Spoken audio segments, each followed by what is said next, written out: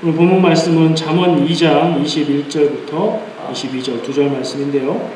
잠언 2장 21절 22절 말씀 같이 보도록 하겠습니다. 대저 정직한 자는 땅에 거하며 완전한 자는 땅에 남아 있으리라. 그러나 악인은 땅에서 끊어지겠고 간사한 자는 땅에서 뽑히리라. 아멘. 잠언 말씀이죠. 잠언은 한마디로 말하면 무슨 말씀이에요? 지혜예요, 지혜. 잠언에 처음부터 끝까지 지혜를 말하고 있고요. 잠언에서 말하는 화자, 말하는 사람 자체가 의인화된 사람처럼 표현된 지혜가 말하는 거예요. 그러니까 성경 말씀을 하나님의 말씀이라고 생각해서 잠언에서 내가 이렇게 얘기할 때 하나님 말씀이구나 이렇게 이해하기 쉬운데 크게 틀리진 않아요. 하나님 말씀으로 읽어도 괜찮아요. 근데 따져보자면 잠언에서 나라고 말하는 것은 지혜입니다. 그래서 말하기를 잠언은 솔로몬 시대, 왜 솔로몬 시대라고 얘기하냐면 잠언 1장 1절에 다윗의 아들 솔로몬의 잠언이다 이렇게 기록되어 있거든요.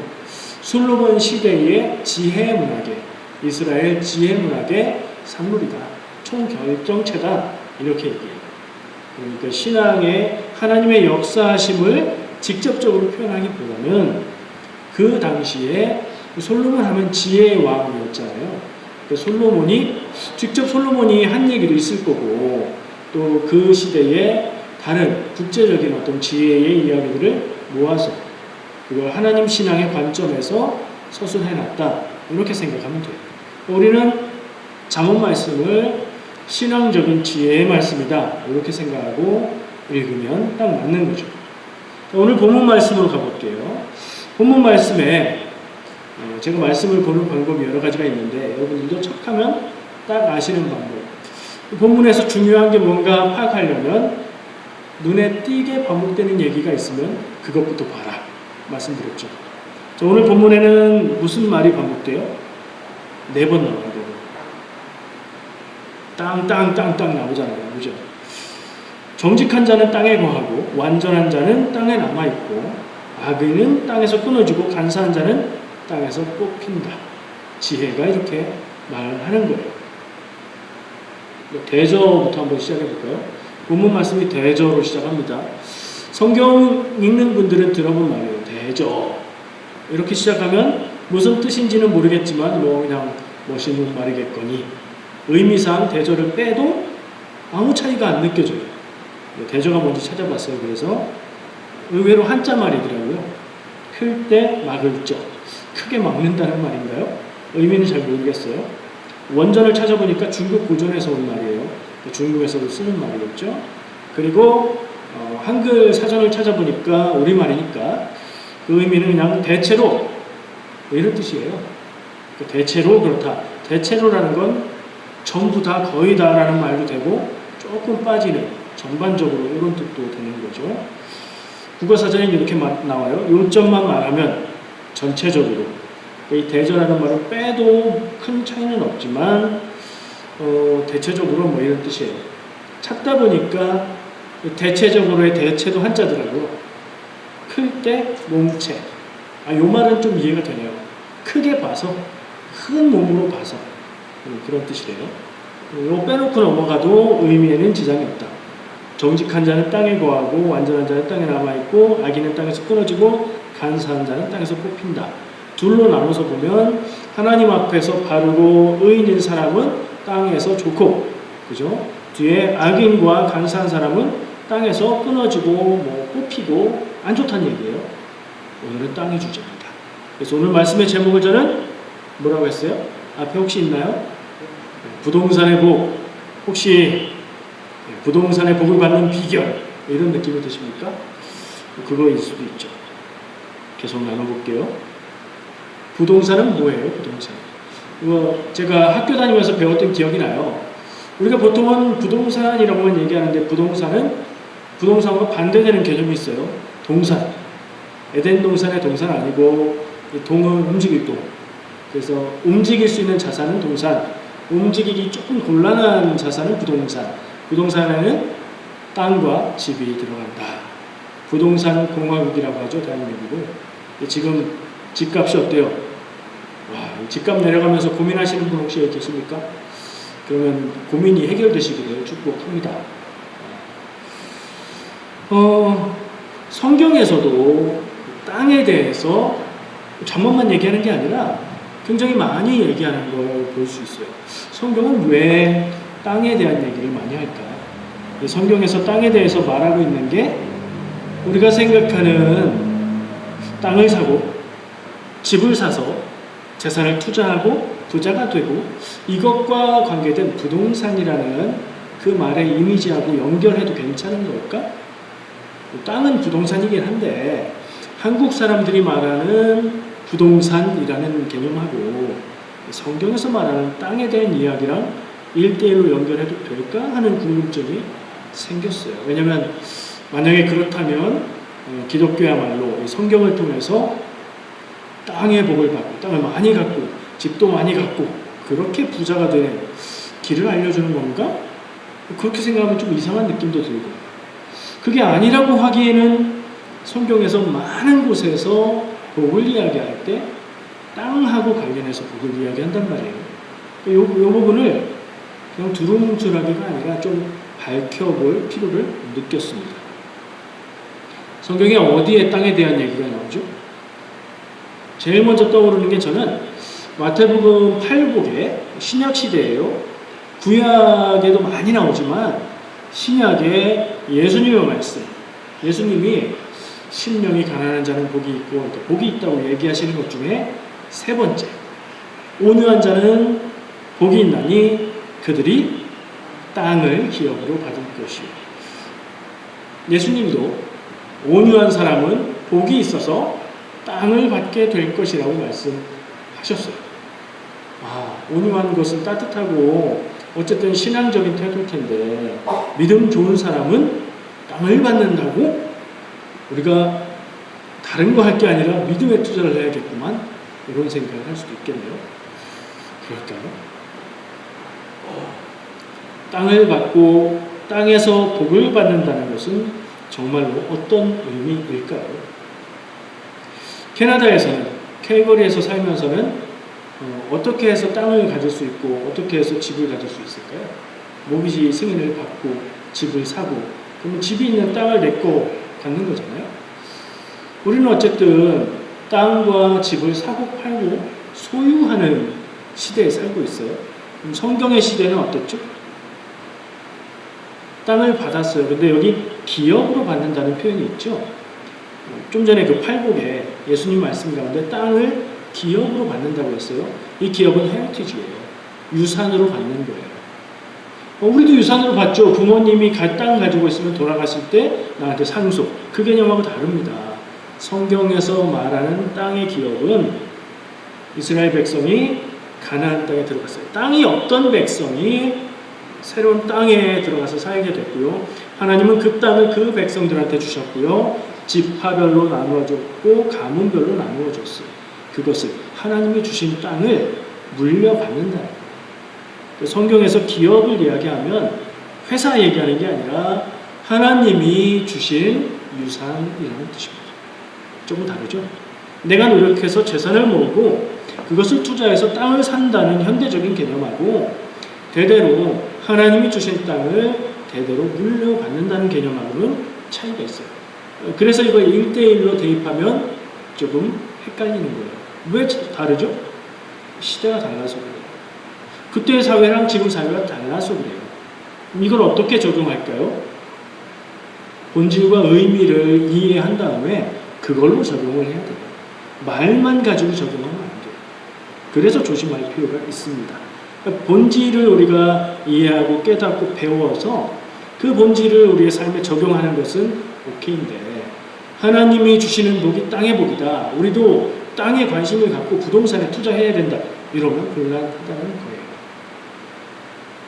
그러면 집 사고 땅 사서 부자 되고 이익을 얻으면 안 되나요? 그 얘기도 아니에요. 다른 거라는 얘기입니다. 성경의 땅이라는 말이 이제 본질, 본론을 한번 생각해 볼게요. 성경에서 땅이라고, 우리말로 땅이라고 번역되는 말이 구약의 경우에 히브리어로 두 개의 단어가 있습니다. 그러니까 한글로 땅이라고 되어 있어도 이거일 수도 있고 저거일 수도 있는 거예요. 단어가 다르다는 얘기는 그게 의미가 다르다는 거예요. 그 뭐가 있냐면 첫 번째 한번 따라해 볼까요? 아다마. 아다마 하니까 하나님이 아다마 이렇게 부르는 것 같죠. 같은 말이에요. 어원이. 아다마는 흙이라는 단어입니다. 히브리어에서.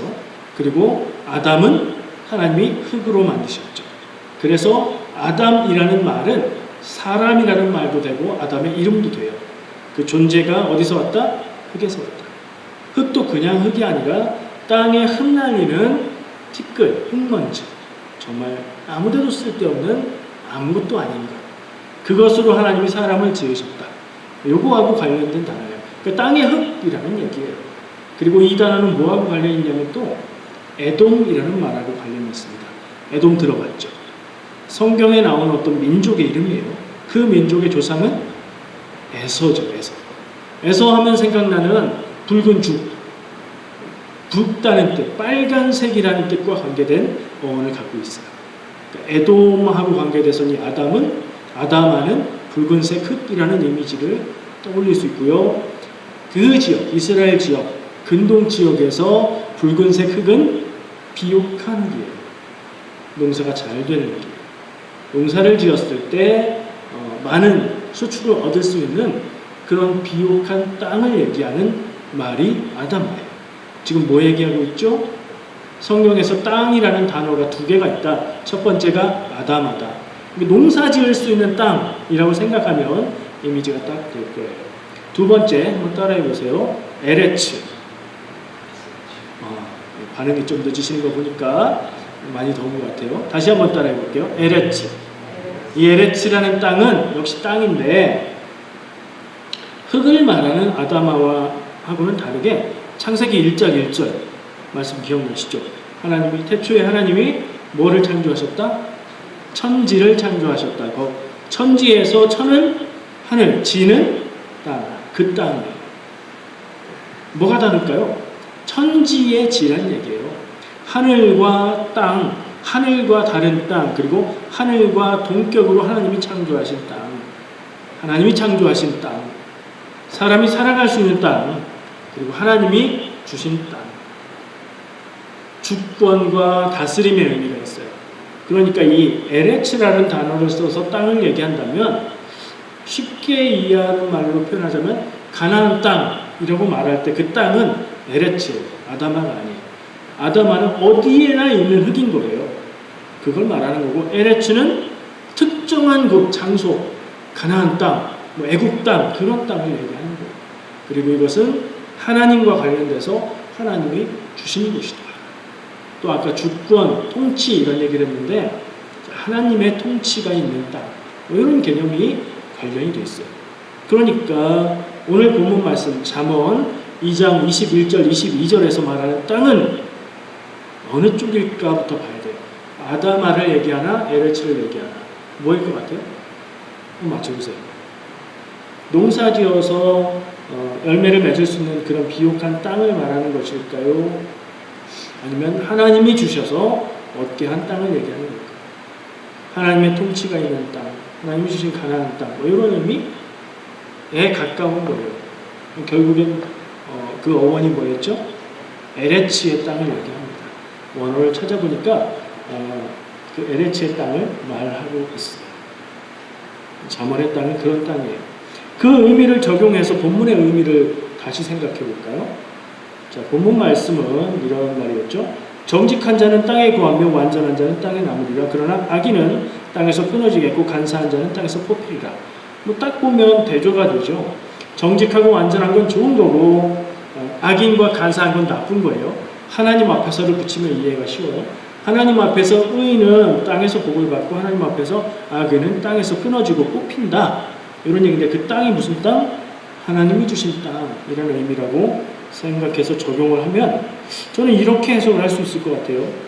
정직하고 완전한 사람은 하나님이 주신 땅에서 살고 하나님의 통치 안에서 산다. 그리고 악하게 사는 사람은 하나님의 통치에서 끊어지며 간사한 자는 하나님의 인도하심에서 뽑힐 것이다. 여러분, 식물이 땅에서 자라나는데 그게 땅에서 뽑히면 아무리 튼튼하게 자란 식물이라도 곧 말라 죽게 되지. 하나님의 통치하심과 하나님의 인도하심, 하나님의 복두의 심 가운데서 뽑힌다. 이런 얘기를 해주고 있는 말씀이에요. 자, 그렇게 본문 말씀의 의미를 우리가 한층 깊게 이해를 했다면 우리의 삶에 적용을 해봐야 되겠죠. 지금 이해한 대로 우리가 살면서 경험하고 있는 세상에서 정직하고 완전한 사람이 하나님의 통치 안에, 하나님의 복 안에 살고 있느냐를 물어볼 수 있고, 악하고 간사한 사람이 하나님의 통치에서 뽑혀나가고 그렇게 되는가를 물어볼 수 있겠죠. 얼른 생각해보면 아니다라는 답이 나올 수 있어요. 세상에서는 세상에서 잘 살려면 적당히 거짓말도 하고 속일 줄도 알아야 하고 자기 이익을 챙겨야 되는 것 같다. 이게 세상에서 하는 말이에요. 의롭게 살겠다고, 정직하게 살겠다고 원칙을 지키면 바보 아니냐 이런 말을 하는데, 이런 말을 할 때 땅의 의미는 한국에서 말하는 부동산, 좀 더 확장해서 모든 재산을 말하는 거 하고 연결되는 개념이라 그렇게 이해돼요. 근데 제가 오늘 한층 벗겨서 본 것은 하나님의 통치, 하나님의 함께하심, 하나님의 인도하심의 의미의 땅이라고 보면 이게 맞는 말입니다. 우리가 사는 현실에도 이게 신앙의 눈으로 보면 이게 맞는 말이에요. 하나님 앞에서 의롭게 하나님을 따라서 믿음으로 사는 사람들은 하나님의 다스림과 인도하심 안에서 복되게 살아가고, 하나님이 인도하시는 삶을 거부하고 자기의 이익만을 따르고 남을 속이고 남에게 피해를 주더라도 자기가 이익을 얻는 길을 선택하면서 살면 하나님의 통치에서 벗어나고 하나님의 보호하심과 인도하심에서 뽑혀버린다. 맞죠? 당연한 거예요. 이거는 뭐 인과관계를 따질 이유가 없어요. 악하고 간사하게 사는 것은 하나님을 거부하는 삶이기 때문인 거죠. 우리는 어떤 길로 살아야 될까요? 무르나 마나 하나님 앞에서 복된 삶을 살아야 되고, 그 복된 삶은 의롭고 완전한 삶일 거예요. 어떤 기준에 의해서냐가 중요하겠죠. 여러분에게 오늘 잠언 말씀이 전하고 있는, 그리고 성경 전체가 전하고 있는 땅의 복이 넘치시기를 축복합니다. 부동산 재산 아니라고 했죠. 하나님이 함께 하시고 하나님이 인도하시고 하나님이 주관하시는 통치 가운데 살아가는 복된 삶을 사는 것을 말하는 겁니다. 한국의 상황에서 땅을 사고 집을 사고 재산이 늘어나고 혹은 줄어들고 이런 거와 관계된 거냐라고 물으면 관계가 없는 이야기예요. 예수님이 빌라도가 이 나라가 어떤 나라냐라고 물었을 때, 이 나라가 네가 왕이라고 하는 나라가 로마 제국에 반대하는 나라냐라고 물었을 때 그 나라와 그 나라는 같지 않다 말씀하셨던 것처럼, 성경에서 말하는 땅은 한국에서 말하는 그 부동산과 같지 않고요, 캐나다 와서 집을 사고 말고 렌트를 살고 말고 하는 그 땅과도 다릅니다. 재산이 아니고요, 하나님의 인도하심, 하나님의 통치하심을 말하는 겁니다. 한국에서 말하고 캐나다에서 말하고 우리의 일상에서 말하는 땅은 어쩌면 재산이라고 말할 수 있을 거예요. 동산과 부동산을 다 합한 어떤 재산이라고 말할 거예요. 사람들은, 하나님을 모르는 사람들은 그 재산이 우리를 보호해 줄 것이라고 생각할 수 있습니다. 그래서 투자를 통해서 우리의 삶의 기반이 되는 것들을 만들어 놓으려고 애쓰죠. 부자가 되고 싶어 하는 이유는 부자가 목적이 아니라 내 삶의 안전장치를 마련하겠다는 거죠. 평안하게 살고 걱정이 없이 살고 사건, 사고가 있을 때에 그것을 보호할 수 있는 것을 대비하겠다는 거예요. 나쁜 마음은 아닙니다. 당연한 겁니다. 그러나 믿음 안에 살고 하나님을 아는 사람은 그것도 우리의 삶의 중요한 부분이지만 그게 다가 아니다. 하나님의 인도하심과 하나님의 법을 따라 사는 삶이 우리에게 참된 복이고 그게 우리에게 있어서는 땅의 복이다 라는 걸 기억할 필요가 있죠. 돈이 많으면요, 부자하죠. 돈이 적으면 가난한 거예요. 상대적인 기준이 있겠지만 어쨌든 그렇잖아요. 성경적으로, 신앙적으로 볼 때 부자가 옳습니까? 가난한 게 옳습니까? 이거 뭐 자주 얘기할 수 있는 질문이죠. 좀 전에 제가 한 얘기들을 생각해 보면 어떤 답이 나와요? 세상에서 재산을 가지고 부자와 가난함을 나누는 것은 신앙적인 것과 관계없는 거예요. 부자일 수도 있고 가난할 수도 있어요. 부자라고 해서 복 받은 것 아니고요. 그렇다고 저주받은 것도 아니에요. 가난하다고 해서 저주받은 거냐 벌 받은 거냐? 아니에요. 그러면 그것 자체가 복이냐? 그것도 아니에요. 성경에서 말하는 심령이 가난한 자 혹은 가난한 자는 복이 있나니 다른 말이에요. 성경이 말하는 땅의 복을 지금 여러 가지 말을 했지만 그냥 쉽게 정리를 해서 말해보면 아다마의 땅이든 에레츠의 땅이든 삶의 터전이라고 말할 수 있을 거예요. 우리가 살아가는 삶의 터전. 그것을 생각할 때 우리가 내 삶의 터전에서 하나님의 복을 누린다는 것은 무엇일까? 신앙인이 구해야 하고 추구해야 될 복은 그런 것이라면 그것은 무엇일까를 우리가 깊이 묵상하는 게 필요하죠. 제가 나눌 수 있는 건 이런 겁니다. 우리 모두가 태어나서 생명을 누리고 살고 있죠. 부자든 가난하든 건강이 좋든 연약하든 어쨌든 태어나서 하나님이 주신 인생을 살아가고 있죠. 이거 복이에요. 근본적인 복을 생각하면 내 생명이 지금 살아있는 것이 복입니까? 우리가 살면서 하나님을 알고 예수 그리스도를 믿어 구원받은 인생을 사는 성도로 사는 것, 이게 복이죠. 나에게 주어진 삶의 터전이 평안하고, 이 삶의 터전은 여러분들이 생각하는 것에 따라서 달라질 수 있겠죠. 나의 가정, 나의 직장, 나의 만나는 사람들, 나의 인간관계, 그런 것들이 다 될 수 있을 거예요. 그 안에서 뭐 자잘한 일들과 고민은 있지만 큰 문제가 없이 평안하고 안정된 삶을 살아가고 있다면 크던 작던 그것도 감사할 복이지 않겠습니까?